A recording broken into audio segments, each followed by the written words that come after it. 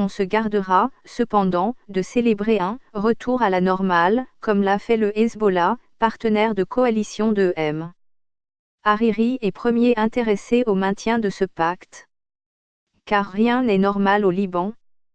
Sous des dehors brillants, reliques savamment entretenues d'un âge d'or mythifié, remontant à la décennie d'avant la guerre civile, 1975-1990, le pays est à la dérive. Lire aussi, le Premier ministre libanais, Saad Hariri, renonce à sa démission.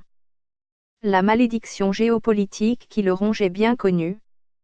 Trop stratégique pour être laissé tranquille, trop faible pour se défendre seul, le Liban a permis aux deux mastodontes régionaux, l'Arabie saoudite et l'Iran, de faire main basse sur sa classe politique. Le mouvement du 14 mars, pro-Hariri, est l'obligé de Riyad, comme l'a démontré le séjour forcé du Premier ministre dans la capitale saoudienne. Le Hezbollah est le relais de Téhéran, qui l'envoie guerroyer dans la région, sans se préoccuper des intérêts du Liban. Signé avec deux puissances à couteau tiré, ce pacte faustien enferme le pays dans un équilibre perpétuellement instable. Lire aussi, la Ligue arabe se penche sur l'Iran, dans un contexte explosif entre Riyad et Téhéran. Mais la géopolitique n'explique pas tout. Elle n'explique pas que 27 ans après la fin de la guerre civile, le Liban ne dispose toujours pas d'un réseau électrique digne de ce nom.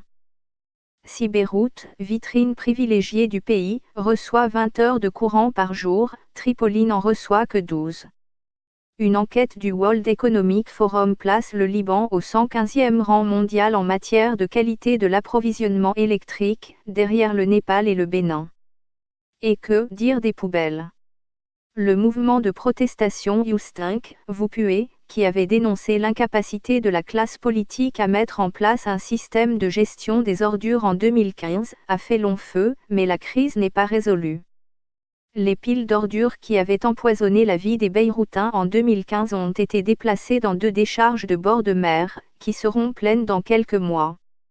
Dans les montagnes environnantes, Human Rights Watch a recensé 160 sites d'incinération sauvage, qui représentent un véritable danger de santé publique.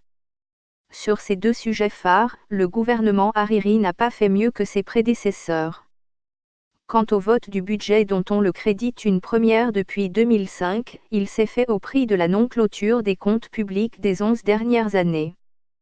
Une entorse à la Constitution, destinée, selon des militants de la société civile, à dissimuler un envol des dépenses et de la dette, ainsi que quelques tours de passe-passe encore plus douteux.